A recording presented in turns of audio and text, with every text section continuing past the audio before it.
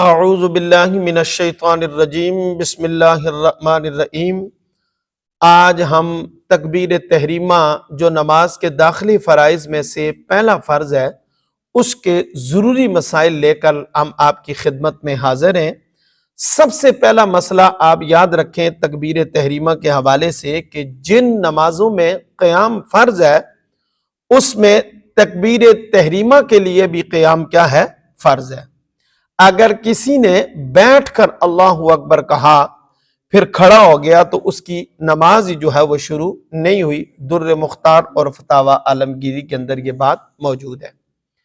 دوسرا مسئلہ آپ یہ یاد رکھیں کہ کسی مقتدی نے امام کو رکوع میں پایا اور مقتدی تکبیر تحریمہ کہتا ہوا رکوع میں گیا اور تکبیر تحریمہ اس وقت ختم کی کہ ہاتھ بڑھائے تو گھٹنے تک پہنچ جائیں تو اس کی نماز نہیں ہوگی۔ مثلا ایک بندہ آیا ہے جلدی سے تو اس کا خیال یہ ہے کہ نماز سے پہلے مجھے رکعت مل جائے۔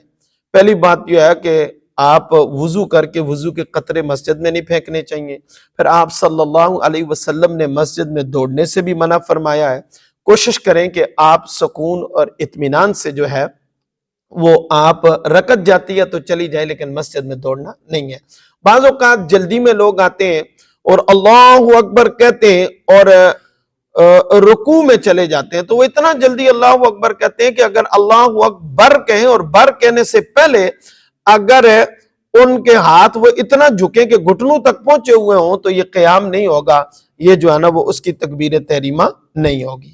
دوسرا مسئلہ آپ یہ بھی یاد رکھیں کہ امام کو آپ نے رکوع میں پایا۔ تیسرا مسئلہ بلکہ آپ یہ بھی یاد رکھیں کہ بعض لوگ امام کو رکوع میں پا لینے کی غرض سے جلدی جلدی رکوع میں جاتے ہیں اور تکبیر تحریمہ جو ہے وہ کہتے ہیں اور جھکنے کی حالت میں تکبیر تحریمہ کہتے ہیں، تو یاد رکھیں کہ ان کی نماز نہیں ہوتی، ان کو دوبارہ سے از سر نو جو ہے وہ نماز کیا ہوگی؟ پڑھنا ہوگی۔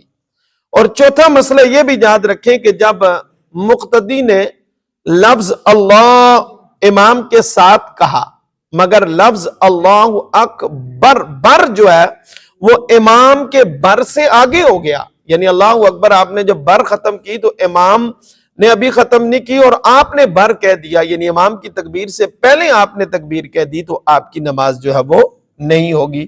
اس طریقے سے دوبارہ آپ کی نماز شروع ہی نہیں ہوگی۔ بلکہ پانچواں مسئلہ یہ یاد رکھیں کہ نفل نماز کے لیے تکبیر تحریمہ رکوع میں کہی تو پھر نماز نہیں ہوگی، اگر بیٹھ کر کہی تو نماز ہو جائے گی۔ یعنی اگر آپ نفل پڑھ رہے ہیں تو تب بھی کھڑے ہو کر اگر پڑھ رہے ہیں تو اب اتنا جھک کر تکبیر کہتے ہیں کہ آپ جھکے ہوئے ہیں، آپ اپنے ہاتھ جو ہے وہ نیچے کریں تو گھٹنوں تک پہنچ جائیں تو آپ کی تکبیر نہیں ہوگی۔ ہاں بیٹھ کر نفل پڑھنا جائز ہے، اگر بیٹھ کر آپ تکبیر تحریمہ کہیں گے تو ہو جائے گی۔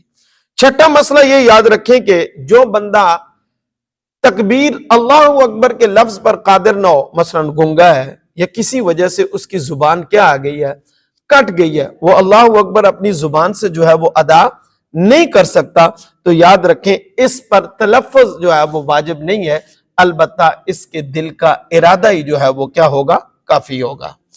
دوسری بات یاد رکھیں کہ اگر کسی شخص کو یہ بھی یاد رکھیں اگر کسی شخص کو پہلی رکعت کا رکوع مل گیا ہے تو تکبیر اولا یعنی تکبیر تحریمہ کی فضیلت اسے مل گئی ہے، فتاوی عالمگیری کے اندر ہے۔ لیکن یہ ایسا نہیں ہے کہ ایک بندے نے جو ہے وہ کیا کہتے ہیں اس کو بیٹھا رہا اور امام صاحب جب رکوع میں چلے گئے تو وہ بھی جو ہے رکوع میں چلا جائے، اسے کہے کہ مجھے رکوع مل گیا تو تکبیر اولا کی فضیلت مل گئی ہے، نہیں، فتاوی عالمگیری کے اندر ہے، لیکن یہ کسی عذر کی وجہ سے یا دیر آیا ہے، ریزن جینون ہے، اور اس کی وجہ سے اگر اس نے تھوڑا لیٹ ہو گیا اور پہلی رکعت کا اگر اس کو رکوع مل گیا تو اس نے تکبیر اولا کی جو ہے وہ فضیلت پا لی ہے۔